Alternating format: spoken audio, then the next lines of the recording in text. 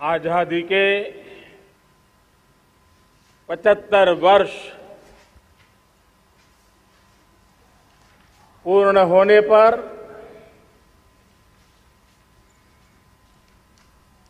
देशवासियों को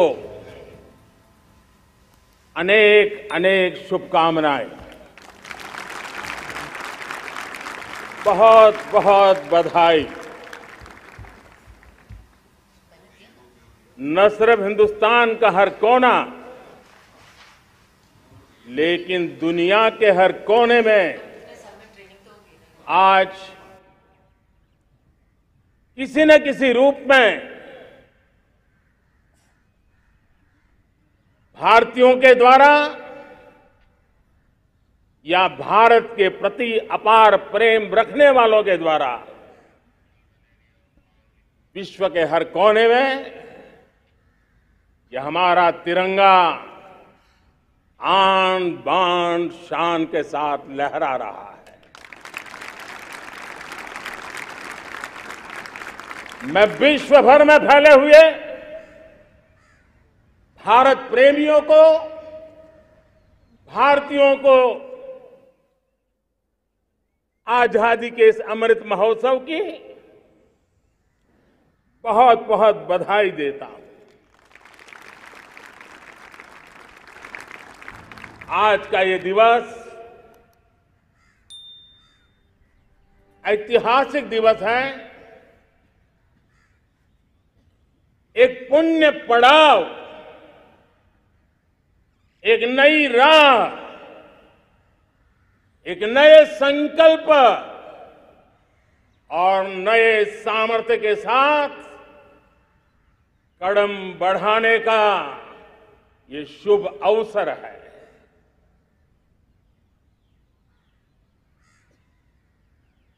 आजादी के जंग में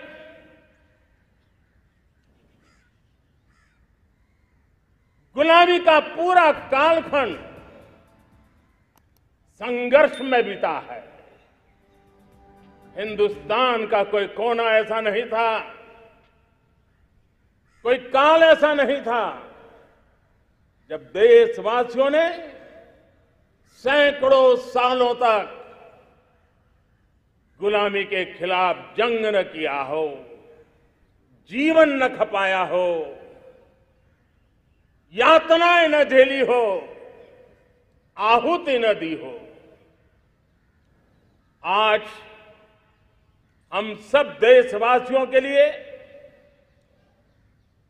ऐसे हर महापुरुष को, हर त्यागी को, हर बलिदानी को नमन करने का अवसर है, उनका ऋण स्वीकार करने का अवसर है और उनका स्मरण करते हुए उनके सपनों को जल्द से जल्द पूरा करने का संकल्प लेने का भी अवसर है।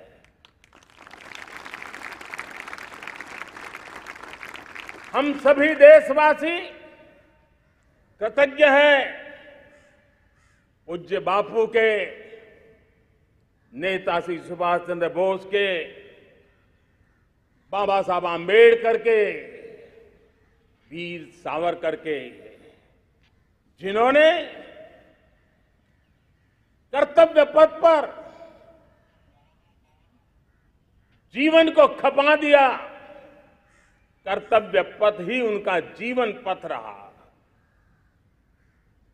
यह देश कृतज्ञ है मंगल पांडे, तात्या टोपे, भगत सिंह, सुखदेव, राजगुरु, चंद्रशेखर आजाद, अशफाक उल्लाह खान, राम प्रसाद बिस्मिल, अनगिनत ऐसे हमारे क्रांति वीरों ने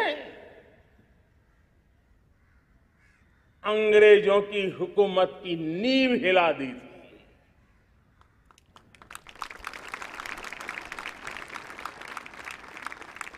यह राष्ट्र कृतज्ञ है उन वीरांगनाओं के लिए, रानी लक्ष्मीबाई हो, झलकारी बाई, दुर्गा भाभी, रानी गाइदिन्ल्यो, रानी चेन्नम्मा, बेगम हजरत महल, वेलु नाचियार। भारत की नारी शक्ति क्या होती है, भारत की नारी शक्ति का संकल्प क्या होता है, भारत की नारी त्याग और बलिदान की क्या पराकाष्ठा कर सकती है, वैसी अनगिनत वीरांगनाओं का स्मरण करते हुए हर हिंदुस्तानी गर्व से भर जाता है।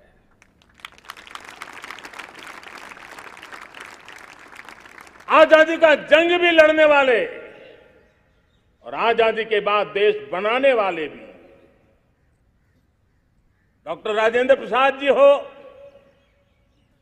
नेहरू जी हो, सरदार वल्लभ भाई पटेल, श्यामा प्रसाद मुखर्जी, लाल बहादुर शास्त्री, दीनदयाल उपाध्याय, जयप्रकाश नारायण, राम मनोहर लोहिया, आचार्य विनोबा भावे, नानाजी देशमुख, सुब्रमण्यम भारती, अनगिनत ऐसे महापुरुषों को आज नमन करने का अवसर है। जब आजादी के जंग की चर्चा करते हैं तो हम उन जंगलों में जीने वाले हमारे आदिवासी समाज का भी गौरव करना हम नहीं भूल सकते हैं। भगवान बिरसा मुंडा, सिद्धो कान्हू, अल्लूरी सीताराम राजू, गोविंद गुरु, अनगिनत नाम है जिन्होंने आजादी के आंदोलन की आवाज बन करके दूर सुदूर जंगलों में भी मेरे आदिवासी भाई बहनों में, माताओं में, युवकों में मातृभूमि के लिए जीने मरने की प्रेरणा जगाई। ये देश का सौभाग्य रहा है कि आजादी के जंग के कई रूप रहे हैं और उसमें एक रूप वो भी था जिसमें नारायण गुरु हो, स्वामी विवेकानंद हो, महर्षि अरविंदो हो, गुरुदेव रविंद्रनाथ टैगोर हो, ऐसे अनेक महापुरुष हिंदुस्तान के हर कोने में, हर कान में भारत की चेतना को जगाते रहे, भारत को चेतनवंत बनाते रहे। अमृत महोत्सव के दौरान देश ने पूरे एक साल से हम देख रहे हैं, 2021 में दांडी यात्रा से प्रारंभ हुआ, स्मृति दिवस को संवारते हुए हिंदुस्तान के हर जिले में, हर कोने में देशवासियों ने आजादी के अमृत महोत्सव के लक्षावधि कार्यक्रम किए हैं। शायद इतिहास में इतना विशाल, व्यापक, लंबा एक ही मकसद का उत्सव मनाया गया हो, वो शायद ये पहली घटना हुई होगी।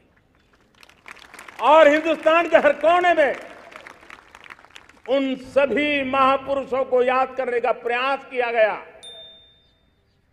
जिनको किसी न किसी कारणवश इतिहास में जगह न मिली या उनको भुला दिया गया था। आज देश ने खोज करके हर कोने में ऐसे वीरों को, महापुरुषों को, त्यागियों को, बलिदानियों को, सत्याग्रहियों को याद किया, नमन किया। अमृत महोत्सव के दरमियान इन सभी महापुरुषों को नमन करने का अवसर रहा। कल 14 अगस्त को भारत ने विभाजन विभीषिका स्मृति दिवस भी बड़े भारी मन से हृदय के गहरे गांवों को याद करते हुए उन कोटि कोटि जनों ने बहुत कुछ सहन किया था, तिरंगे की शान के लिए सहन किया था, मातृभूमि की मिट्टी से मोहब्बत के कारण सहन किया था और धैर्य नहीं खोया था। भारत के प्रति प्रेम ने नई जिंदगी की शुरुआत करने का उनका संकल्प नमन करने योग्य है, प्रेरणा पाने योग्य है। आज जब हम आजादी का अमृत महोत्सव मना रहे हैं तो पिछले 75 साल में देश के लिए जीने मरने वाले, देश की सुरक्षा करने वाले, देश के संकल्पों को पूरा करने वाले, चाहे सेना के जवान हो, पुलिस के कर्मी हो, शासन में बैठे हुए ब्यूरोक्रेट्स हो, जनप्रतिनिधि हो, स्थानीय स्वराज की संस्थाओं के शासक प्रशासक रहे हो, राज्यों के शासक प्रशासक रहे हो, केंद्र के शासक प्रशासक रहे हो, 75 साल में इन सबके योगदान को भी आज स्मरण करने का अवसर है और देश के कोटि कोटि नागरिकों को भी, जिन्होंने 75 साल अनेक प्रकार की कठिनाइयों के बीच भी देश को आगे बढ़ाने के लिए अपने से जो हो सका वो करने का प्रयास किया है। मेरे प्यारे देशवासियों, 75 साल की हमारी ये यात्रा अनेक उतार चढ़ाव से भरी हुई है। सुख दुख की छाया मंडराती रही है और इसके बीच भी हमारे देशवासियों ने उपलब्धियां की है, पुरुषार्थ किया है, हार नहीं मानी है, संकल्पों को ओझल नहीं होने दिया है। और इसलिए, और ये भी सच्चाई है कि सैकड़ों सालों के गुलामी के कालखंड ने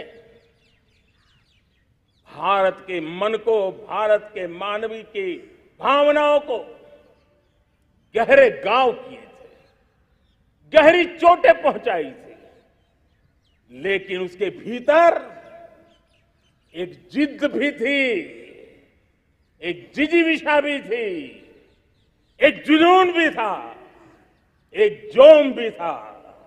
और उसके कारण अभावों के बीच में भी, उपहास के बीच में भी, और जब आजादी का जंग अंतिम चरण में था तो देश को डराने के लिए, निराश करने के लिए, हताश करने के लिए सारे उपाय किए गए थे।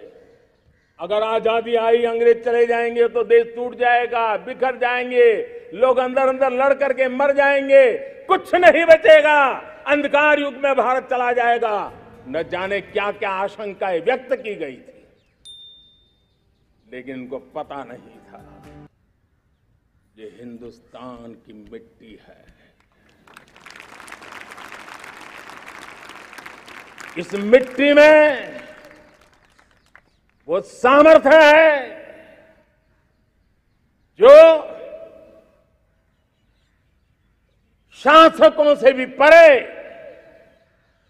सामर्थ्य का एक अंतर प्रभार लेकर के जीता रहा है, सदियों तक जीता रहा है।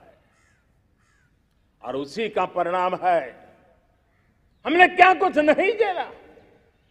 कभी अन्न का संकट झेला, कभी युद्ध के शिकार हो गए, आतंकवाद ने डगर डगर चुनौतियां पैदा की, निर्दोष नागरिकों को मौत के घाट उतार दिया गया, छद्म युद्ध चलते रहे, प्राकृतिक आपदाएं आती रही, सफलता विफलता, आशा निराशा, न जाने कितने पड़ाव आए हैं, लेकिन इन पड़ाव के बीच भी भारत आगे बढ़ता रहा।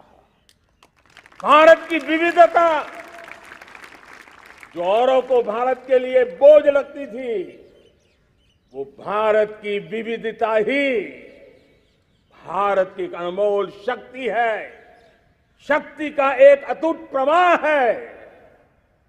और दुनिया को पता नहीं था कि भारत के पास एक इनहेरेंट सामर्थ्य है, एक संस्कार सरिता है, एक मन मस्तिष्क का विचारों का बंधन है, और वो है भारत लोकतंत्र की जननी है, मदर ऑफ डेमोक्रेसी है। और जिनके जहन में लोकतंत्र होता है, वे जब संकल्प करके चल पड़ते हैं, वो सामर्थ्य दुनिया की बड़ी बड़ी सल्तनतों के लिए भी संकट का काल लेकर के आती है। ये मदर ऑफ डेमोक्रेसी, ये लोकतंत्र की जननी हमारे भारत ने सिद्ध कर दिया कि हमारे पास ये एक अनमोल सामर्थ्य है। मेरे प्यारे देशवासियों, 75 साल की यात्रा में आशाएं, अपेक्षाएं, उतार चढ़ाव सब कुछ के बीच में हर एक के प्रयास से हम जहां तक पहुंच पाए थे, पहुंचे थे। और 2014 में देशवासियों ने मुझे दायित्व दिया। आजादी के बाद जन्मा हुआ मैं पहला व्यक्ति था जिसको लाल किले से देशवासियों का गौरवगान करने का अवसर मिला था।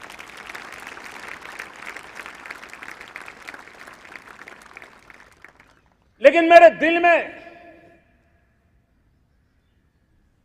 जो भी आप लोगों से सीखा हूं, जितना आप लोगों को जान पाया हूं मेरे देशवासियों, आपके सुख दुख को समझ पाया हूं,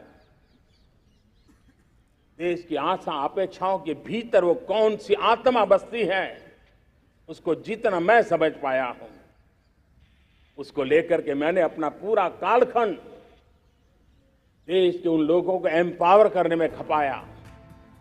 मेरे दलित हो, शोषित हो, पीड़ित हो, वंचित हो, आदिवासी हो, महिला हो, युवा हो, किसान हो, दिव्यांग हो, पूरब हो, पश्चिम हो, उत्तर हो, दक्षिण हो, समुद्र का तट हो, हिमालय की कंदराएं हो, हर कोने में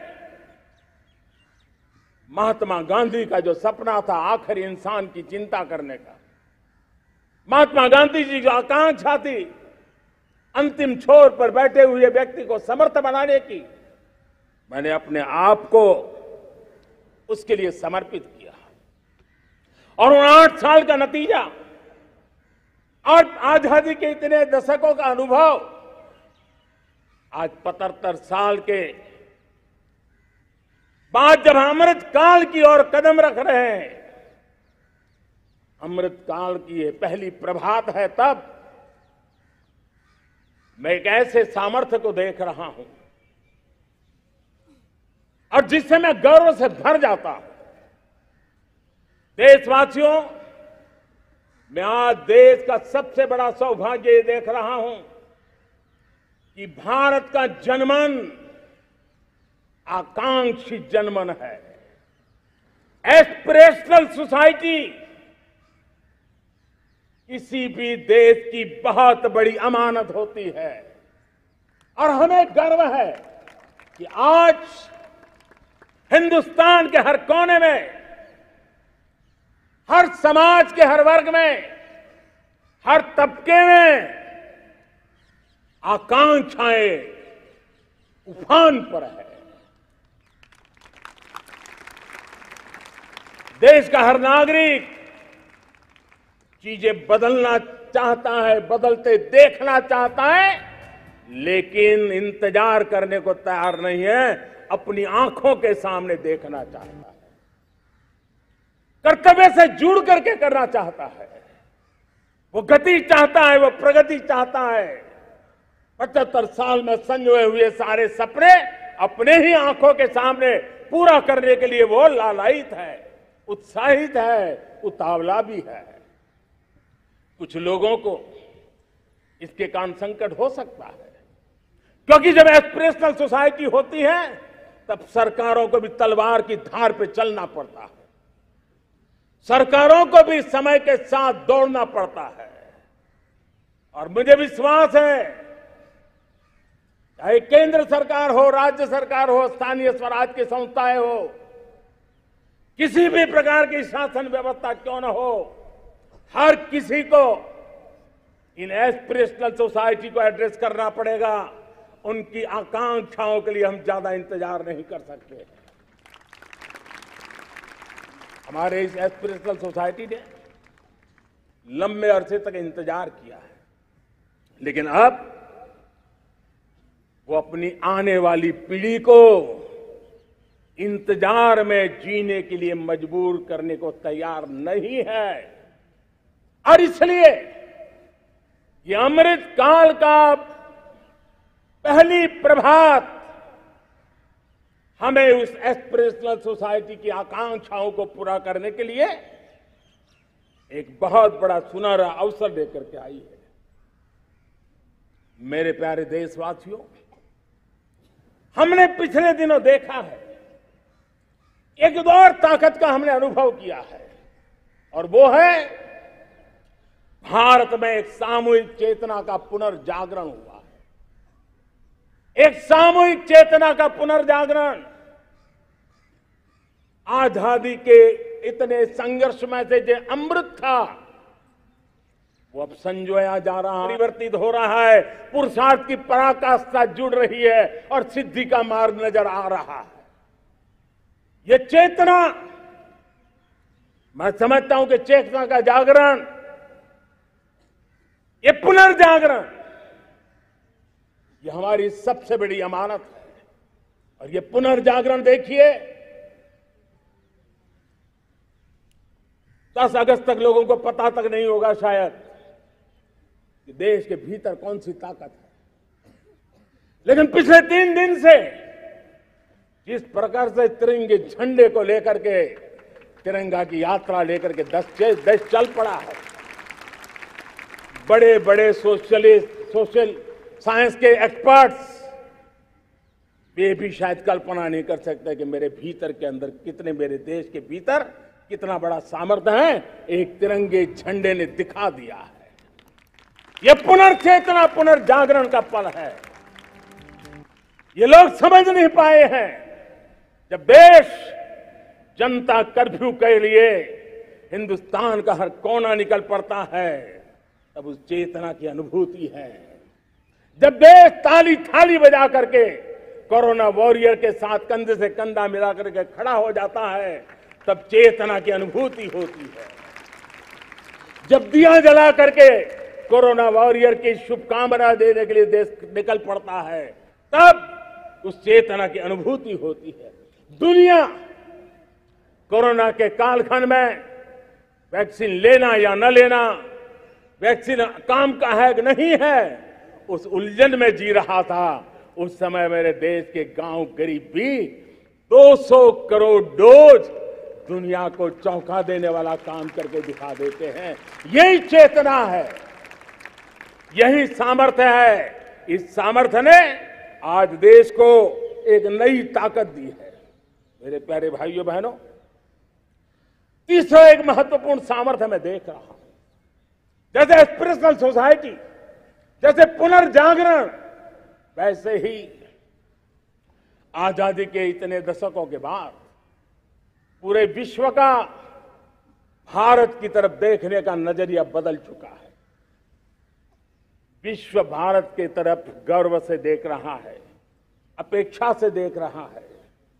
समस्याओं का समाधान भारत की धरती पर दुनिया खोजने लगी है। दोस्तों, विश्व का यह बदलाव विश्व की सोच में ये परिवर्तन 75 साल की हमारी अनुभव यात्रा का परिणाम है।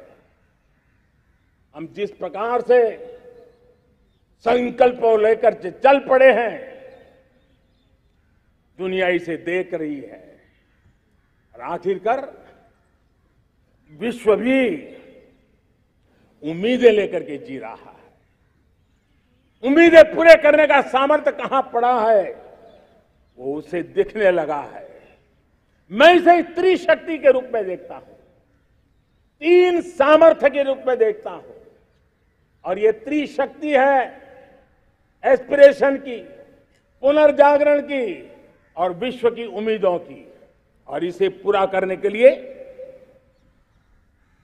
हम जानते हैं दोस्तों, आज दुनिया में एक विश्वास जगने में मेरे देशवासियों की बहुत बड़ी भूमिका है। 130 करोड़ देशवासियों ने कई दशकों के अनुभव के बाद स्थिर सरकार का महत्व क्या होता है, राजनीतिक स्थिरता का महत्व क्या होता है, पॉलिटिकल स्टेबिलिटी दुनिया में किस प्रकार की ताकत दिखा सकती है, नीतियों में कैसा सामर्थ्य होता है, उन नीतियों पर विश्व का कैसे भरोसा बनता है, ये भारत ने दिखाया है और दुनिया भी इसे समझ रही है। और हम जब राजनीतिक स्थिरता हो, नीतियों में गतिशीलता हो, निर्णयों में तेजी हो, सर्वव्यापकता हो, सर्वसमावेशकता हो, तो विकास के लिए हर कोई भागीदार बनता है। हमने सबका साथ सबका विकास का मंत्र लेकर के हम चले थे, लेकिन देखते ही देखते देशवासियों ने सबका विश्वास और सबका प्रयास से उसमें और रंग भर दिए हैं। और इसलिए हमने देखा है हमारी सामूहिक शक्ति को, हमारे सामूहिक सामर्थ्य को हमने देखा है। आजादी का अमृत महोत्सव जिस प्रकार से मनाया गया, जिस प्रकार से हर जिले में 75 अमृत सरोवर बनाने का अभियान चल रहा है, गांव गांव के लोग जुड़ रहे हैं, कार सेवा कर रहे हैं, अपने प्रयत्नों से अपने गांव में जल संरक्षण के लिए बड़ा अभियान चला रहे हैं। और इसलिए भाइयों बहनों, चाहे स्वच्छता का अभियान हो, चाहे गरीबों के कल्याण का काम हो, देश आज पूरी शक्ति से आगे बढ़ रहा है। लेकिन भाइयों बहनों, हम लोग आजादी के अमृत काल में हमारी 75 साल की यात्रा को, उसका गौरवगान करते रहेंगे, अपनी ही पीठ थपथपाते रहेंगे, तो हमारे सपने कहीं दूर चले जाएंगे। और इसलिए 75 साल का कालखंड कितना ही शानदार रहा हो, कितने ही संकटों वाला रहा हो, कितने ही चुनौतियों वाला रहा हो, कितने ही सपने अधूरे दिखते हो, उसके बावजूद भी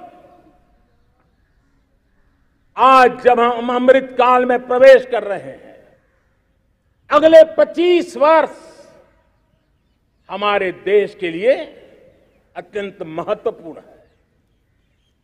और इसलिए जब मैं आज मेरे सामने लाल किले पर से 130 करोड़ देशवासियों के सामर्थ्य का स्मरण करता हूं, उनके सपनों को देखता हूं, उनके संकल्पों की अनुभूति करता हूं, तो साथियों मुझे लगता है आने वाले 25 साल के लिए हमें उस पंच प्राण पर अपनी शक्ति को केंद्रित करनी होगी, अपने संकल्पों को केंद्रित करना होगा, अपने सामर्थ्य को केंद्रित करना होगा। और हमें उन पंच प्राण को लेकर के 2047 जब आजादी के 100 साल होंगे, आजादी के दीवानों के सारे सपने पूरे करने का जिम्मा उठा करके चलना होगा। जब मैं पंच प्राण की बात करता हूं, तो पहला प्राण, अब देश बड़े संकल्प लेकर के ही चलेगा, बहुत बड़े संकल्प लेकर के चलना होगा। और वो बड़ा संकल्प है विकसित भारत। अब उससे कुछ कम नहीं होना चाहिए। बड़ा संकल्प। दूसरा प्राण है किसी भी कोने में, हमारे मन के भीतर, हमारे आदतों के भीतर गुलामी का एक भी अंश अगर भी अभी भी है तो उसको किसी भी हालत में बचने नहीं देना। अब 100%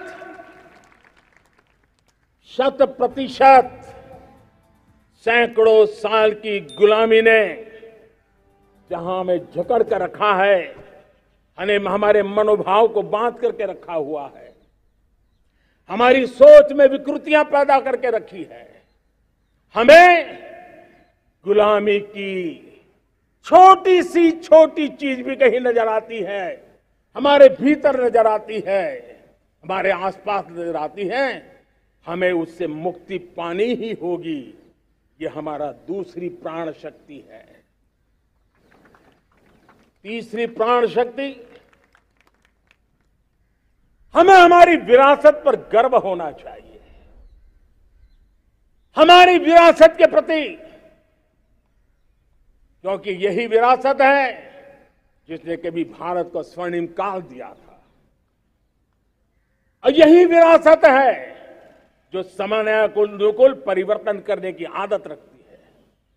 यही विरासत है जो काल बाह्य छोड़ती रही है, नित्य नूतन स्वीकारती रही है।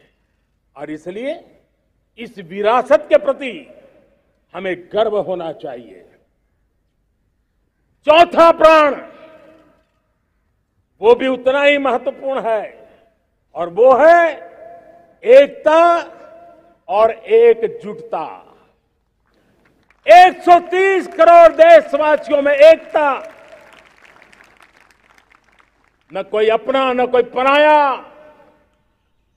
एकता की ताकत एक भारत श्रेष्ठ भारत के सपनों के लिए हमारा चौथा प्राण है। और पांचवा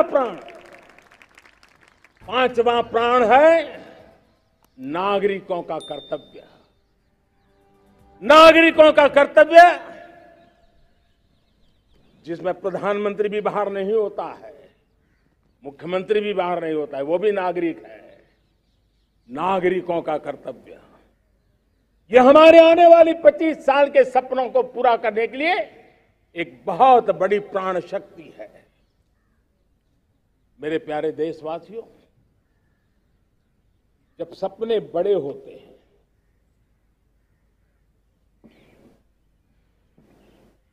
जब संकल्प बड़े होते हैं, तो पुरुषार्थ भी बहुत बड़ा होता है, शक्ति भी बहुत बड़ी मात्रा में जुट जाती है। अब कोई कल्पना कर सकता है कि देश 40-42 के कालखंड को याद कीजिए। देश उठ खड़ा हुआ था, किसी ने हाथ में झाड़ू लिया था, किसी ने तकली ली थी, किसी ने रेंटिया लिया था, किसी ने सत्याग्रह का मार्ग चुना था, किसी ने संघर्ष का मान चुना था, किसी ने क्रांति की वीरता का रास्ता चुना था। लेकिन संकल्प बड़ा था, आजादी। और ताकत देखिए, बड़ा संकल्प था तो आजादी लेके रहे। हम आजाद हो गए। अगर संकल्प छोटा होता, सीमित होता, तो शायद आज भी संघर्ष करने के दिन चालू रहते। लेकिन संकल्प बड़ा था तो हमने हासिल भी किया। मेरे प्यारे देशवासियों, अब आज जब अमृत काल की पहली प्रभात है, तो हमें इस 25 साल में विकसित भारत बना के रहना है अपनी आंखों के सामने। और जो 20, 22, 25 साल के नौजवान मेरे देश के मेरे सामने हैं, मेरे देश के नौजवानों, जब देश आजादी के 100 साल मनाएगा तब आप 50-55 के हुए होंगे। मतलब आपके जीवन का ये स्वर्णिम काल, आपकी उम्र के ये 25-30 साल भारत के सपनों को पूरा करने का काल है। आप संकल्प लेकर के मेरे साथ चल पड़िए साथियों, तिरंगे झंडे की शपथ लेकर के चल पड़िए। हम सब पूरी ताकत से लगे आए। बड़ा संकल्प, मेरा देश विकसित देश होगा, डेवलप कंट्री होगा। विकास के हर पैरामीटर में हम मानव केंद्रीय व्यवस्था को विकसित करेंगे। हमारे केंद्र में मानव होगा, हमारे केंद्र में के मानव की आशा आकांक्षाएं होगी। हम जानते हैं भारत जब बड़े संकल्प करता है तो करके भी दिखाता है। जब मैंने यहां स्वच्छता की बात कही थी मेरे पहले भाषण में, देश चल पड़ा, जिससे जहां हो सका स्वच्छता की ओर आगे बढ़ा और गंदगी के प्रति नफरत एक स्वभाव बनता गया। यही तो देश है जिसने इसको करके दिखाया है और कर भी रहा है, आगे भी कर रहा है। यही तो देश है जिसने वैक्सीनेशन, दुनिया दुविधा में थी, 200 करोड़ का लक्ष्य पार कर लिया, समय सीमा में कर लिया, पुराने सारे रिकॉर्ड तोड़ के कर लिया। ये देश कर सकता है। हमने तय किया था देश को खाड़ी के तेल पर हम गुजारा करते हैं, झाड़ी के तेल की ओर कैसे बढ़े। 10% इथेनॉल ब्लेंडिंग का सपना बड़ा लगता था, पुराना इतिहास बताता था संभव नहीं है, लेकिन समय से पहले 10% इथेनॉल ब्लेंडिंग करके देश ने इस सपने को पूरा कर दिया। भाइयों बहनों, 2.5 करोड़ लोगों को इतने कम समय में बिजली कनेक्शन पहुंचाना छोटा काम नहीं था, देश ने करके दिखाया। लाखों परिवारों के घर में जल से नल, नल से जल, नल से जल पहुंचाने का काम आज देश तेज गति से कर रहा है। खुले में शौच से मुक्ति भारत के अंदर आज संभव हो पाया है। मेरे प्यारे देशवासियों, अनुभव कहता है कि एक बार हम सब संकल्प लेकर के चल पड़े तो हम निर्धारित लक्ष्यों को पार कर सकते हैं। रिन्यूएबल एनर्जी का लक्ष्य हो, देश में नए मेडिकल कॉलेज बनाने का इरादा हो, डॉक्टरों की तैयारी करवानी हो, हर क्षेत्र में पहले से गति बहुत बड़ी है। और इसलिए मैं कहता हूं अब आने वाले 25 साल बड़े संकल्प के हो। यही हमारा प्राण, वही हमारा प्रण भी होना चाहिए। दूसरी बात मैंने कही है, उस प्राण शक्ति की मैंने चर्चा की है कि गुलामी की मानसिकता। देश की सोचिए भाइयों, कब तक दुनिया हमें सर्टिफिकेट बांटती रहेगी? कब तक दुनिया के सर्टिफिकेट पर हम गुजारा करेंगे? क्या हम अपने मानक नहीं बनाएंगे? क्या 130 करोड़ का देश अपने मानकों को पार करने के लिए पुरुषार्थ नहीं कर सकता है? हमें किसी भी हालत में औरों के जैसा दिखने की कोशिश करने की जरूरत नहीं है। हम जैसे हैं वैसे, लेकिन सामर्थ्य के साथ खड़े होंगे, ये हमारा मिजाज होना चाहिए। हमें गुलामी से मुक्ति चाहिए। हमारे मन के भीतर दूर दूर 7 समंदर के नीचे भी गुलामी का तत्व नहीं बच रहना चाहिए। और मैं आशा देखता हूं जिस प्रकार से नई राष्ट्रीय शिक्षा नीति बनी है, जिस मंथन के साथ बनी है, कोटि कोटि लोगों के विचार प्रवाह को संकलित करते हुए बनी है, और भारत की धरती की जमीन से जुड़ी हुई शिक्षा नीति बनी है। रसकस हमारी धरती के मिले हैं। हमने जो कौशल्य पर बल दिया है, ये एक ऐसा सामर्थ्य है जो हमें गुलामी से मुक्ति की ताकत देगा। हमने देखा है कभी कभी तो हमारी टैलेंट भाषा के बंधनों में बन जाती है। यह गुलामी की मानसिकता का परिणाम है। हमें हमारे देश की हर भाषा पे गर्व होना चाहिए। वो हमें भाषा आती हो या ना आती हो, लेकिन मेरे देश की भाषा है, मेरे पूर्वजों ने दुनिया को दी हुई ये भेंट सौगात है, हमें गर्व होना चाहिए। मेरे साथियों, आज डिजिटल इंडिया का रूप हम देख रहे हैं, स्टार्टअप देख रहे हैं। कौन लोग हैं? ये वो टैलेंट है जो टियर 2, टियर 3 सिटी में किसी गांव गरीब के परिवार में बसी हुए लोग हैं। ये हमारे नौजवान हैं जो आज नई नई खोज के साथ दुनिया के सामने आ रहे हैं। गुलामी की मानसिकता हमें उसे तिलांजलि देनी पड़ेगी, अपने सामर्थ्य पे भरोसा करना होगा। दूसरी एक बात जो मैंने कही, तीसरी मेरी प्राण शक्ति की बात है, वो है हमारी विरासत पर हमें गर्व होना चाहिए। जब हम अपनी धरती से जुड़ेंगे, जब हम अपनी धरती से जुड़ेंगे, तभी तो ऊंचा उड़ेंगे।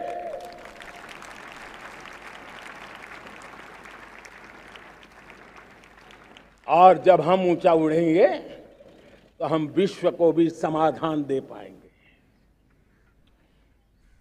हमने देखा है जब हम अपनी चीजों पे गर्व करते हैं। आज दुनिया होलिस्टिक हेल्थ केयर की चर्चा कर रही है, लेकिन जब होलिस्टिक हेल्थ केयर की चर्चा करती है तो उसकी नजर भारत के योग पर जाती है, भारत के आयुर्वेद पर जाती है, भारत की होलिस्टिक लाइफस्टाइल के पर जाती है। ये हमारी विरासत है, हम जो दुनिया को दे रहे हैं।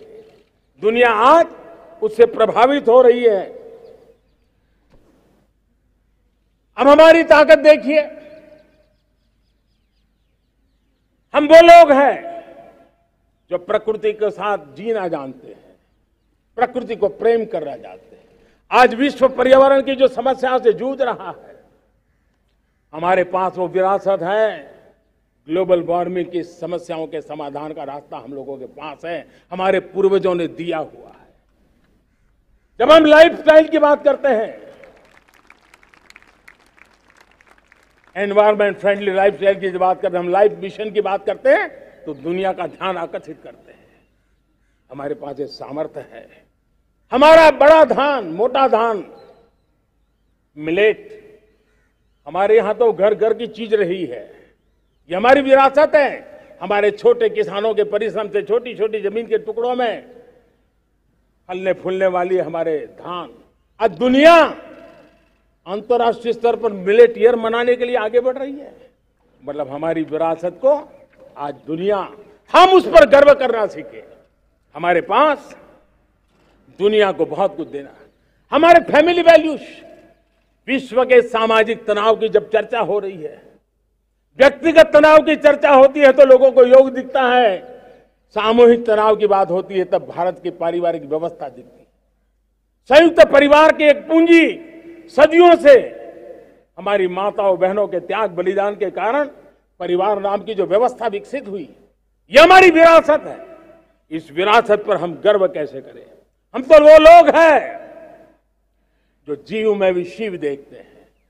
हम वो लोग हैं जो नर में नारायण देखते हैं। हम वो लोग हैं जो नारी तो नारायणी कहते हैं। हम वो लोग हैं जो पौधे में परमात्मा देखते हैं। हम वो लोग हैं जो नदी को मां मानते हैं। हम वो लोग हैं जो हर कंकर में शंकर देखते हैं। यह हमारा सामर्थ्य है। हर नदी में मां का रूप देखते हैं। पर्यावरण की इतनी व्यापकता, विशालता, ये हमारा गौरव। हम विश्व के सामने जब खुद गर्व करेंगे तो दुनिया करेगी। भाइयों बहनों, हम वो लोग हैं जिसने दुनिया को वसुधैव कुटुंबकम का मंत्र दिया। हम वो लोग हैं जो दुनिया को कहते हैं एकम सत विप्रहा वदंती। आज जो होलियर देन दाऊ का जो संकट चल रहा है, तुझसे बड़ा मैं हूं, ये जो तनाव का कारण बना हुआ है, दुनिया को एकम सत विप्रादा बहुधा वदंती का ज्ञान देने वाली विरासत हमारे पास है। जो कहते हैं सत्य एक है, जानकार लोग उसको अलग अलग तरीके से कहते हैं। ये गौरव हमारा है। हम लोग हैं जो कहते हैं यत पिंडे तद ब्रह्मांडे। कितनी बड़ी सोच है। जो ब्रह्मांड में है वो हर जीव मात्र में है। यत पिंडे तद ब्रह्मांडे, ये कहने वाले हम लोग हैं। हम वो लोग हैं जिसने दुनिया का कल्याण देखा है। हम जन कल्याण से जग कल्याण के राही रहे हैं। जन कल्याण से जग कल्याण की राह पर चलने वाले हम लोग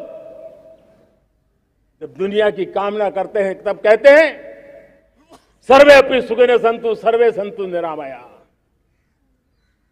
सबके सुख की बात, सबके आरोग्य की बात करना, ये हमारी विरासत है। और इसलिए हम बड़ी शान के साथ हमारी इस विरासत का गर्व करना सीखें। ये प्राण शक्ति है हमारी, जो हमें 25 साल के सपनों पूरा करने के लिए जरूरी है।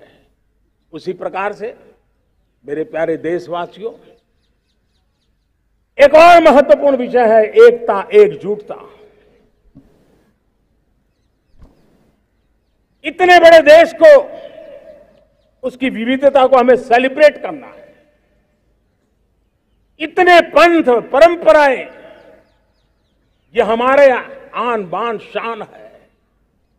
कोई नीचा नहीं, कोई ऊंचा नहीं है, सब बराबर है। कोई मेरा नहीं, कोई पराया नहीं, सब अपने हैं। ये भाव एकता के लिए बहुत जरूरी है। घर में भी एकता की नींव तभी रखी जाती है जब बेटे बेटी एक समान हो। अगर बेटे बेटी एक समान नहीं होंगे तो एकता के मंत्र नहीं गूंज सकते हैं। जेंडर इक्वलिटी हमारी एकता के लिए पहली शर्त। जब हम एकता की बात करते हैं, अगर हमारे एक ही पैरामीटर हो, एक ही मानदंड हो, जिस मानदंड को हम कहें इंडिया फर्स्ट, मैं जो कुछ भी कर रहा हूं, जो भी सोच रहा हूं, जो बोल रहा हूं, इंडिया फर्स्ट के अनुकूल है, एकता का रास्ता खुल जाएगा। दोस्त, हमें एकता से बांधने का वो मंत्र है, हमें इसको पकड़ना है। मुझे पूरा विश्वास है कि हम समाज के अंदर ऊंच नीच के भेदभावों से, मेरे तेरे के भेदभावों से हम सबकी पुजारी बने। श्रमेव जयते कहते हैं हम, श्रमिक का सम्मान, ये हमारा स्वभाव होना चाहिए। लेकिन भाइयों बहनों, मैं लाल किले से मेरी एक पीड़ा और कहना चाहता हूं। ये दर्द मैं कहे बिना नहीं रह सकता। मैं जानता हूं कि शायद लाल किले का विषय नहीं हो सकता, लेकिन मेरे भीतर का दर्द मैं कहां कहूंगा। देशवासियों के सामने नहीं कहूंगा तो कहां कहूंगा। और वो है, किसी न किसी कारण से हमारे अंदर एक ऐसी विकृति आई है, हमारी बोलचाल में, हमारे व्यवहार में, हमारे कुछ शब्दों में, हम नारी का अपमान करते हैं।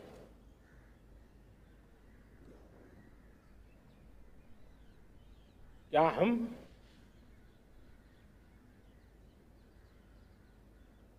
स्वभाव से, संस्कार से, रोजमर्रा की जिंदगी में नारी को अपमानित करने वाली हर बात से मुक्ति का संकल्प ले सकते हैं?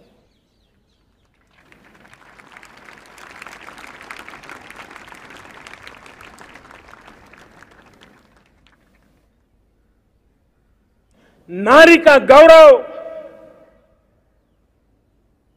राष्ट्र के सपने पूरे करने में बहुत बड़ी पूंजी बनने वाला है।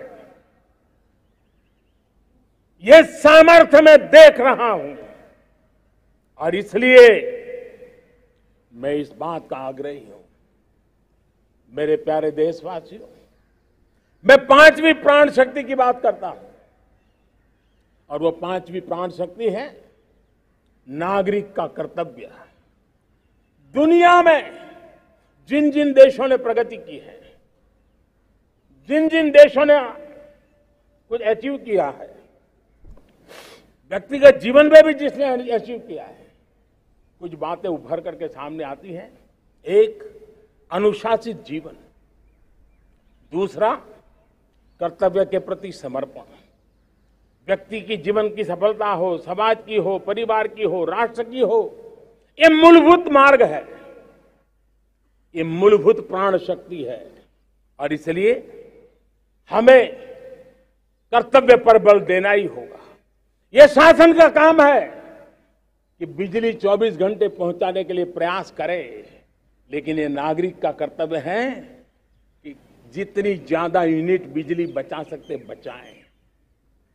हर खेत में पानी पहुंचाना सरकार की जिम्मेवारी है, सरकार का प्रयास है, लेकिन पर ड्रॉप मोर क्रॉप, पानी बचाते हुए आगे बढ़ना, मेरे हर खेत से आवाज उठनी चाहिए।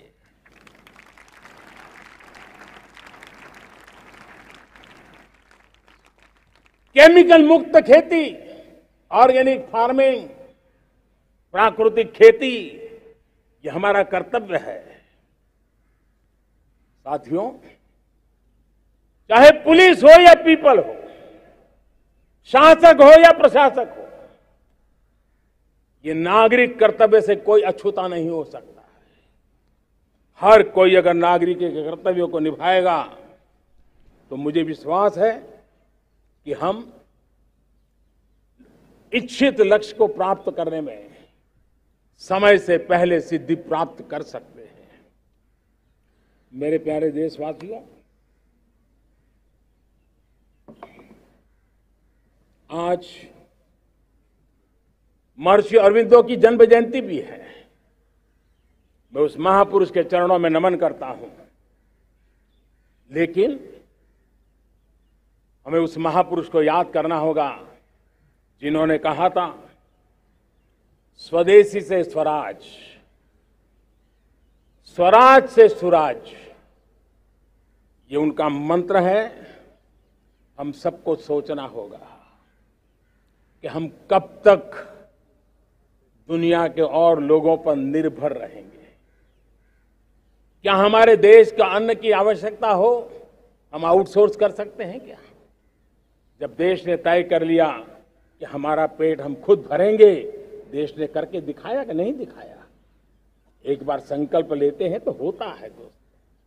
और इसलिए आत्मनिर्भर भारत, ये हर नागरिक का, हर सरकार का, समाज के हर इकाई का ये दायित्व बन जाता है।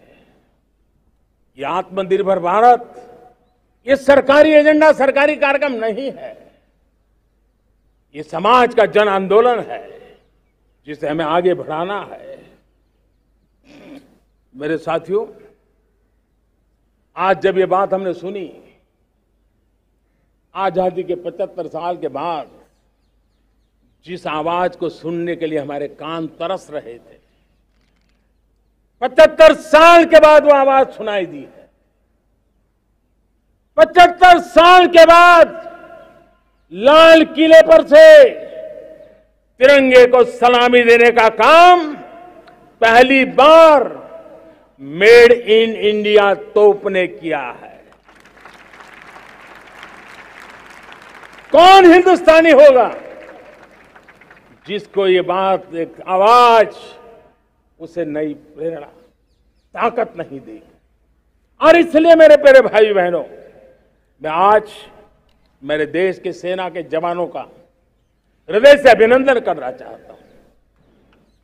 मेरी आत्मनिर्भर की बात को संगठित स्वरूप में, साहस के स्वरूप में मेरी सेना के जवानों ने, सेना नायकों ने जिस जिम्मेवारी के साथ कंधे पे उठाया है, मैं उनको जितनी सैल्यूट करूं उतनी कम है दोस्त। उनको आज मैं सलाम करता हूं, क्योंकि सेना का जवान मौत को मुट्ठी में लेकर के चलता है। मौत और जिंदगी के बीच में कोई फासला ही नहीं होता है, और तब बीच में वो डट करके खड़ा होता है। और वो मेरा सेना का जवान तय करे कि हम 300 ऐसी चीजों अब लिस्ट करते हैं जो हम विदेश से नहीं लाएंगे हमारे देश की, ये संकल्प छोटा नहीं है। मुझे इस संकल्प में भारत के आत्मनिर्भर भारत के उज्ज्वल भविष्य के वो बीज मैं देख रहा हूं जो इस सपने को वटवृक्ष में परिवर्तित करने वाले हैं। सैल्यूट, सैल्यूट मेरे सेना के अधिकारियों को, सैल्यूट।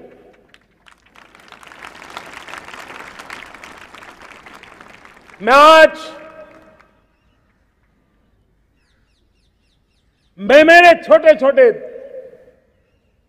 बालकों को, 5 साल 7 साल की आयु के बालक, उनको भी सैल्यूट करना चाहता हूं,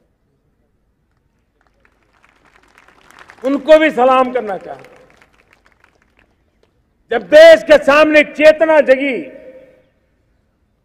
मैंने सैकड़ों परिवारों से सुना है, 5-5, 7 साल के बच्चे घर में कह रहे हैं कि अब हम विदेशी खिलौने से नहीं खेलते। 5 साल का बच्चा घर में विदेशी खिलौने से नहीं खेलेंगे, ये जब संकल्प करता है ना, तब आत्मनिर्भर भारत उसकी रगों में दौड़ता है। आज देखिए, पीएलआई स्कीम 1 लाख करोड़ रुपया दुनिया के लोग हिंदुस्तान में अपना नसीब आजमाने आ रहे हैं, टेक्नोलॉजी लेकर के आ रहे हैं, रोजगार के नए अवसर बना रहे हैं। भारत मैन्युफैक्चरिंग हब बनता जा रहा है, आत्मनिर्भर भारत की बुनियाद बना रहा है। आज इलेक्ट्रॉनिक गुड्स मैन्युफैक्चरिंग हो, मोबाइल फोन का मैन्युफैक्चरिंग हो, आज देश बहुत तेजी से प्रगति कर रहा है। जब हमारा ब्रह्मोस दुनिया में जाता है, कौन हिंदुस्तानी होगा जिसका मन आसमान को न छूता होगा। दोस्तों, आज हमारी मेट्रो कोचेज, हमारी वंदे भारत ट्रेन विश्व के लिए आकर्षण बन रहा है। मेरे प्यारे देशवासियों, हमें आत्मनिर्भर बनना है हमारे एनर्जी सेक्टर में। हम कब तक एनर्जी के सेक्टर में किसी और पर डिपेंडेंट रहेंगे? और हमें सोलार का क्षेत्र हो, विंड एनर्जी का क्षेत्र हो, रिन्यूएबल के और भी जो रास्ते हो, मिशन हाइड्रोजन हो, बायोफ्यूल की कोशिश हो, इलेक्ट्रिक व्हीकल पर जाने की बात हो, हमें आत्मनिर्भर बन करके इन व्यवस्थाओं को आगे बढ़ाना होगा। मेरे प्यारे देशवासियों, आज प्राकृतिक खेती भी आत्मनिर्भर का एक मार्ग है। फर्टिलाइजर से जितनी ज्यादा मुक्ति, आज देश में नैनो फर्टिलाइजर के कारखाने की नई आशा लेकर के आए हैं। लेकिन प्राकृतिक खेती, केमिकल फ्री खेती आत्मनिर्भर को ताकत दे सकती है। आज देश में रोजगार के क्षेत्र में ग्रीन जॉब के नए नए क्षेत्र बहुत तेजी से खुल रहे हैं। भारत ने नीतियों के द्वारा स्पेस को खोल दिया है। ड्रोन की बहुत दुनिया में सबसे प्रगतिशील पॉलिसी लेकर के आए हैं। हमने देश के नौजवानों के लिए नए द्वार खोल दिए हैं। मेरे प्यारे भाइयों बहनों, मैं प्राइवेट सेक्टर को भी आह्वान करता हूं, आइए हमें विश्व में छा जाना है। आत्मनिर्भर भारत का यह भी सपना है कि दुनिया को भी जो आवश्यकताएं हैं उसको पूरा करने में भारत पीछे नहीं जाएगा। हमारे लघु उद्योग हो, सूक्ष्म उद्योग हो, कुटीर उद्योग हो, जीरो डिफेक्ट जीरो इफेक्ट हमें उस करके हमें दुनिया में जाना होगा। हमें स्वदेशी पर गर्व करना होगा। मेरे प्यारे देशवासियों, हम बार बार लाल बहादुर शास्त्री जी को याद करते हैं। जय जवान जय किसान का उनका मंत्र आज भी देश के लिए प्रेरणा है। बाद में अटल बिहारी वाजपेयी जी ने जय विज्ञान कह करके उसमें एक कड़ी जोड़ दी थी और देश ने उसको प्राथमिकता दी थी। लेकिन अब अमृतकाल के लिए एक और अनिवार्यता है और वो है जय अनुसंधान। जय जवान जय किसान जय विज्ञान जय अनुसंधान, इनोवेशन। और मुझे मेरे देश की युवा पीढ़ी में भरोसा है। इनोवेशन की ताकत देखिए, आज हमारा यूपीआई भीम, हमारा डिजिटल पेमेंट, फिनटेक की दुनिया में हमारा स्थान, आज विश्व में रियल टाइम 40% अगर डिजिटल फाइनेंशियल का ट्रांजैक्शन होता है तो मेरे देश में हो रहा है। हिंदुस्तान ने ये करके दिखाया। मेरे प्यारे देशवासियों, अब हम 5G के दौर की ओर कदम रख रहे हैं। बहुत दूर इंतजार नहीं करना होगा, हम कदम मिलाने वाले हैं। हम ऑप्टिकल फाइबर गांव-गांव में पहुंचा रहे हैं। डिजिटल इंडिया का सपना गांव से गुजरेगा, ये मुझे पूरी जानकारी है। आज मुझे खुशी है, हिंदुस्तान के 4 लाख कॉमन सर्विस सेंटर्स गांवों में विकसित हो रहे हैं। गांव के नौजवान बेटे बेटियां कॉमन सर्विस सेंटर चला रही हैं। देश गर्व कर सकता है कि गांव के क्षेत्र में 4 लाख डिजिटल एंटरप्रेन्योर का तैयार होना और सारी सेवाएं लोग, गांव के लोग उनके यहां लेने के लिए आदी बन जाए, ये अपने आप में टेक्नोलॉजी हब बनने की भारत की जो ताकत है। मेरे प्यारे देशवासियों, ये जो डिजिटल इंडिया का मूवमेंट है, जो सेमीकंडक्टर की ओर हम कदम मांड रहे हैं, 5G की ओर कदम मांड रहे हैं, ऑप्टिकल फाइबर का नेटवर्क बिछा रहे हैं, ये सिर्फ आधुनिकता की पहचान ऐसा नहीं है। 3 बड़ी ताकतें इसके अंदर समाहित है। शिक्षा में आमूलचूल क्रांति, ये डिजिटल माध्यम से आने वाली है। स्वास्थ्य सेवाओं में आमूलचूल क्रांति डिजिटल से आने वाली है। कृषि जीवन में भी बहुत बड़ा बदलाव डिजिटल से आने वाला है। एक नया विश्व तैयार हो रहा है। भारत उसे आगे बढ़ाने के लिए, और मैं साफ देख रहा हूं दोस्तों, ये डेकेड मानव जात के लिए टेकेड का समय है, टेक्नोलॉजी का डेकेड है। भारत के लिए तो ये टेकेड जिसका मन टेक्नोलॉजी से जुड़ा हुआ है, आईटी की दुनिया में भारत ने अपना एक लोहा बनवा लिया है, तो ये टेकेड का सामर्थ्य भारत के प्यास है। हमारा अटल इनोवेशन मिशन, हमारे इंक्यूबेशन सेंटर, हमारे स्टार्टअप एक नया पूरा क्षेत्र का विकास कर रहे हैं। युवा पीढ़ी के लिए नए अवसर लेकर के आ रहे हैं। स्पेस मिशन की बात हो, हमारा डीप ओशन मिशन की बात हो, समुद्र की गहराई में जाना हो या हमें आसमान को छूना हो, ये नए क्षेत्र हैं जिसको लेकर के हम आगे बढ़ रहे हैं। मेरे प्यारे देशवासियों, हम इस बात को न भूलें, और भारत ने सदियों से देखा हुआ है, जैसे देश में कुछ नमूना रूप कामों की जरूरत होती है, कुछ बड़ी बड़ी ऊंचाइयों की जरूरत होती है, लेकिन साथ साथ धरातल पर मजबूती बहुत आवश्यक होती है। भारत की आर्थिक विकास की संभावनाएं धरातल की मजबूती से जुड़ी हुई है, और इसलिए हमारे छोटे किसान, उनका सामर्थ्य, हमारे छोटे उद्यमी, उनका सामर्थ्य, हमारे लघु उद्योग, कुटीर उद्योग, सूक्ष्म उद्योग, रेहड़ी पटरी वाले लोग, घरों में काम करने वाले लोग, ऑटो रिक्शा चलाने वाले लोग, बस सेवाएं देने वाले लोग, ये समाज का जो सबसे बड़ा तबका है, इसका सामर्थ्यवान होना भारत के सामर्थ्य की गारंटी है। और इसलिए हमारे आर्थिक विकास की ये जो मूलभूत जमीनी ताकत है, उस ताकत को सर्वाधिक बल देने की दिशा में हमारा प्रयास चल रहा है। मेरे प्यारे देशवासियों, हमारे पास 75 साल का अनुभव है। हमने 75 साल में कई सारी सिद्धियां भी प्राप्त की हैं। हमने 75 साल के अनुभव में नए सपने भी संजोए हैं, नए संकल्प भी लिए हैं। लेकिन अमृतकाल के लिए हमारे मानव संसाधन का ऑप्टिमम आउटकम कैसे हो, हमारी प्राकृतिक संपदा का ऑप्टिमम आउटकम कैसे हो, इस लक्ष्य को लेकर के हमें चलना है। और तब मैं पिछले कुछ सालों से अनुभव से कहना चाहता हूं, आपने देखा होगा आज अदालत के अंदर देखिए,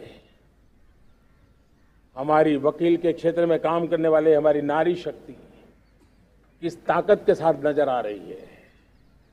आप ग्रामीण क्षेत्र में जनप्रतिनिधि के रूप में देखिए, हमारी नारी शक्ति किस मिजाज से, समर्पित भाव से अपनी गांवों की समस्याओं को सुलझाने में लगी हुई है।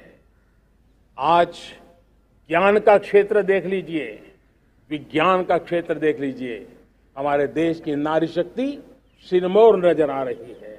आज हम पुलिस में देखें, हमारी नारी शक्ति लोगों की सुरक्षा की जिम्मेवारी उठा रही है।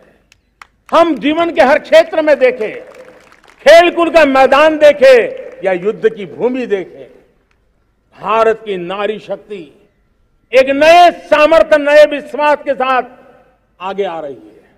मैं इसको भारत की 75 साल की जो यात्रा में जो योगदान है, उसमें अब कई गुना योगदान आने वाले 25 साल में मैं मेरी नारी शक्ति का देख रहा हूं, मेरी माताओं, बहनों का, मेरी बेटियों का देख रहा हूं। और इसलिए ये सारे हिसाब किताब से ऊपर है, सारे आपके पैरामीटर से अतिरिक्त है।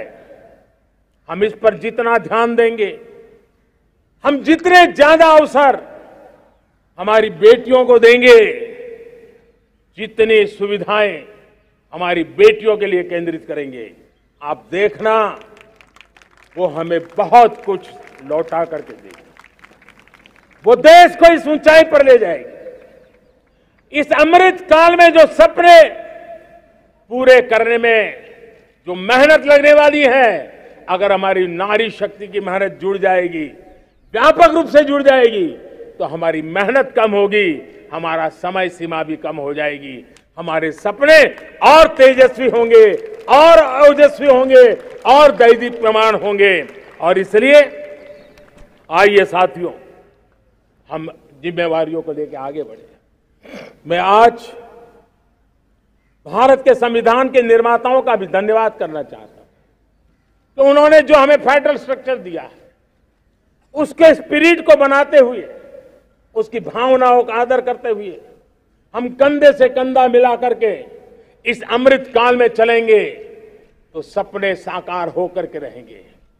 कार्यक्रम भिन्न हो सकते हैं, कार्यशैली भिन्न हो सकती है, लेकिन संकल्प भिन्न नहीं हो सकते। राष्ट्र के लिए सपने भिन्न नहीं हो सकते। आइए हम एक ऐसे युग के अंदर आगे बढ़े।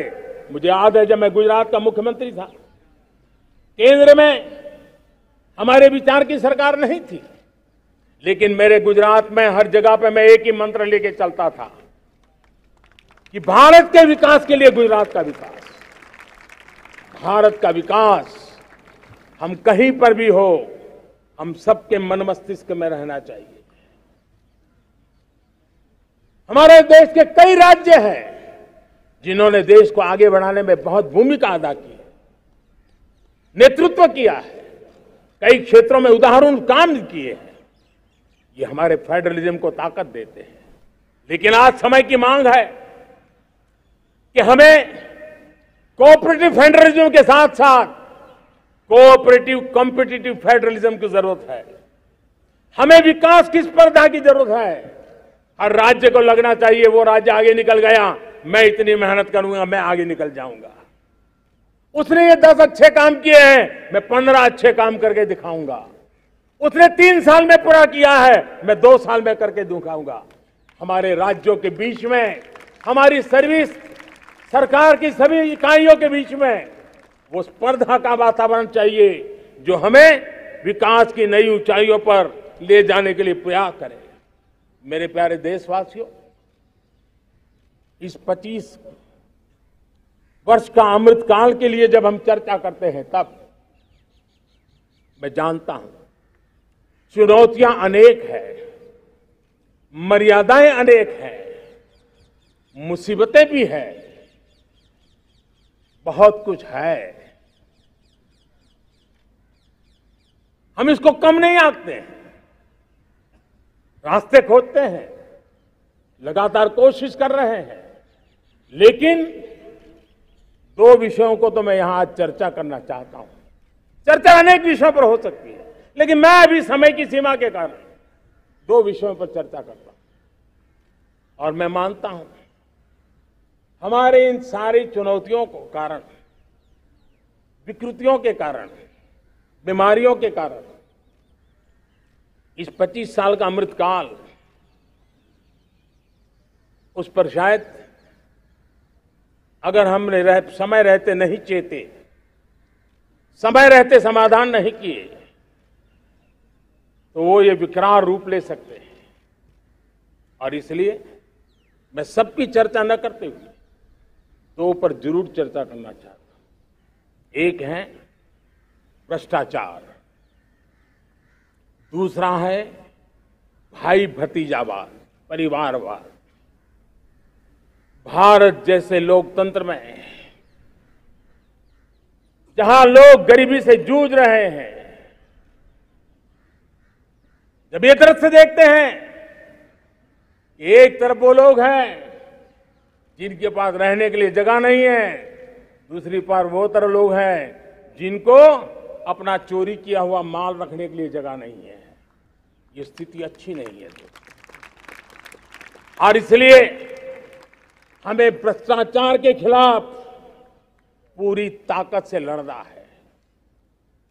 पिछले 8 वर्षों में डायरेक्ट बेनिफिट ट्रांसफर के द्वारा, आधार, मोबाइल, इन सारे आधुनिक व्यवस्थाओं का उपयोग करते हुए 2 लाख करोड़ रुपए जो गलत हाथों में जाते थे,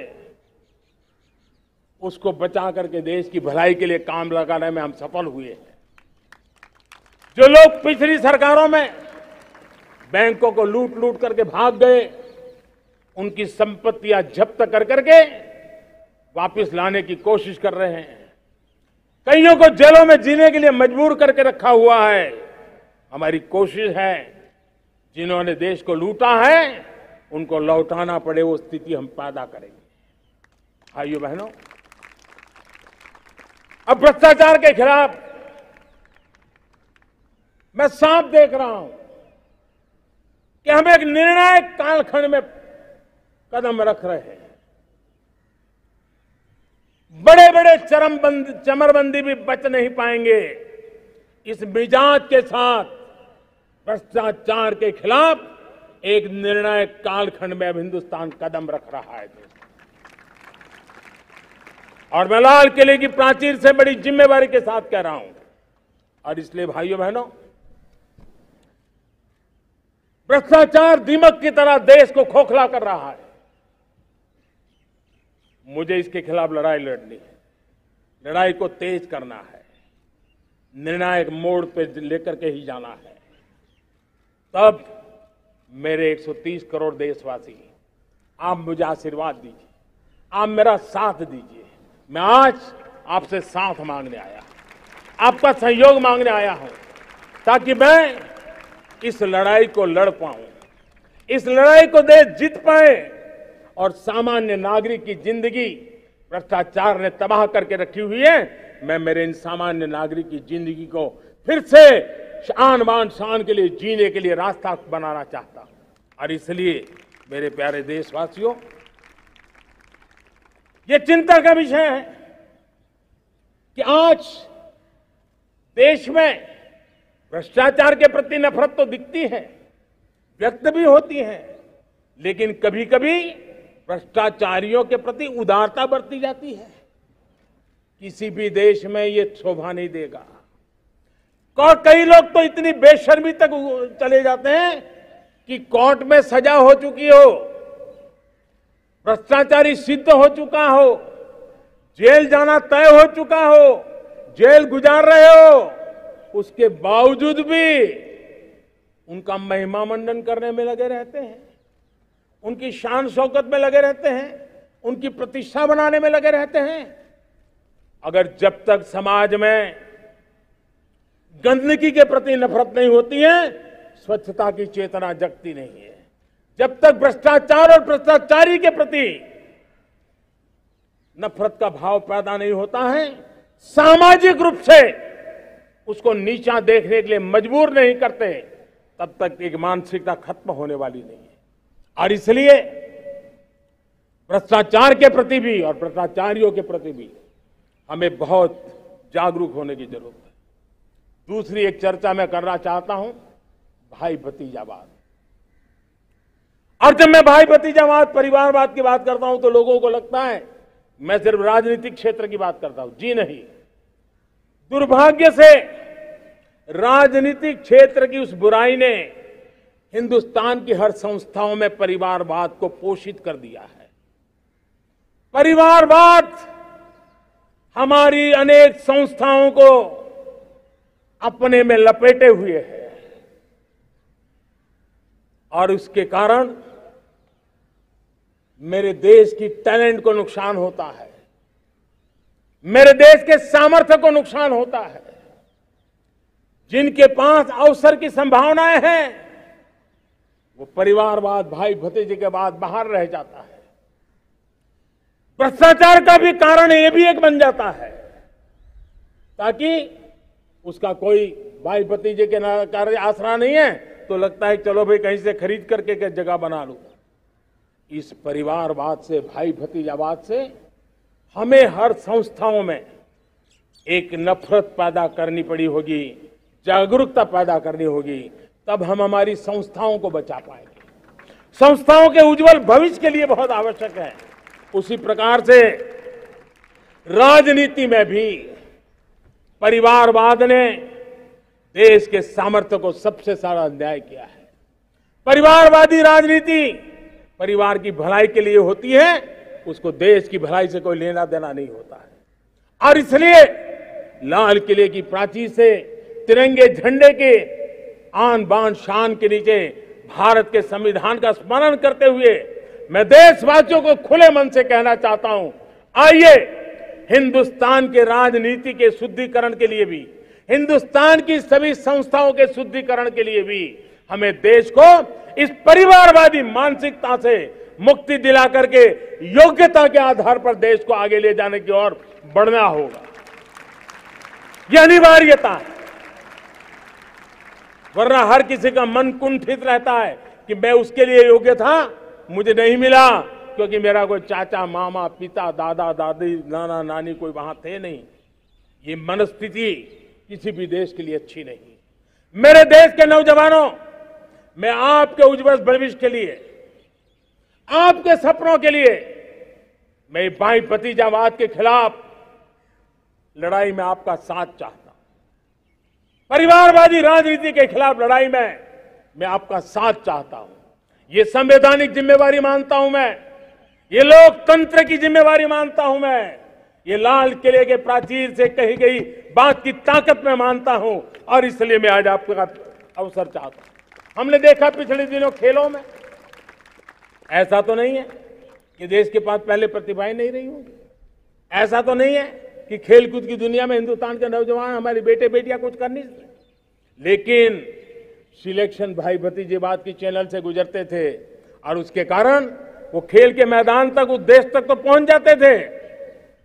जीत हार से उन्हें लेना देना नहीं था, लेकिन जब ट्रांसपेरेंसी आई, योग्यता के आधार पर खिलाड़ियों का चयन होने लगा, पूर्ण पारदर्शिता से खेल के मैदान में सामर्थ्य का सम्मान होने लगा, आज देखिए दुनिया में खेल के मैदान में भारत का तिरंगा फहरता है, भारत का राष्ट्रगान गाया जाता है, गर्व होता है और परिवारवाद से मुक्ति होती है, भाई भतीजावाद से मुक्ति होती है, तो ये नतीजे आते हैं।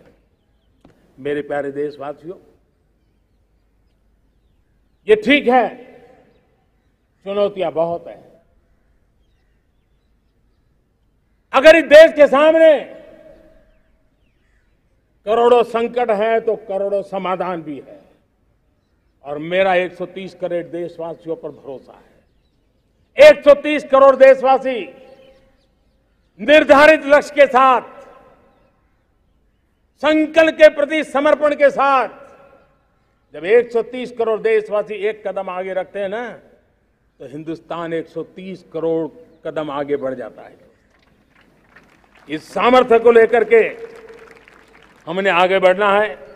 इस अमृत काल में, जब ये अमृत काल की पहली बेला है, पहली प्रभात है, हमें आने वाले 25 साल को एक पल भी भूलना नहीं है। एक एक दिन, समय का प्रत्येक क्षण, जीवन का प्रत्येक कण मातृभूमि के लिए जीना, और तभी आजादी के दीवानों को हमारी सच्ची श्रद्धांजलि होगी। तभी 75 साल तक देश को यहां तक पहुंचाने में जिन जिन लोगों ने योगदान किया, उनका पुण्य स्मरण हमें काम आएगा। मैं देशवासियों से आग्रह करते हुए, नई संभावनाओं को संजोते हुए, नए संकल्पों को पार करते हुए, आगे बढ़ने का विश्वास लेकर के आज अमृत काल का आरंभ करते हैं। आजादी का अमृत महोत्सव अब अमृत काल की दिशा में पलट चुका है, आगे बढ़ चुका है। तब इस अमृत काल में सबका प्रयास अनिवार्य है, सबका प्रयास ही परिणाम लाने वाला है। टीम इंडिया की भावना ही देश को आगे बढ़ने वाली है। 130 करोड़ देशवासियों की ये टीम इंडिया एक टीम के रूप में आगे बढ़ करके सारे सपनों को साकार करेंगी। इसी पूरे विश्वास के साथ मेरे साथ बोलिए, जय हिंद, जय हिंद, जय हिंद, भारत माता की, भारत माता की, भारत माता की, वंदे वंदे वंदे। बहुत बहुत धन्यवाद।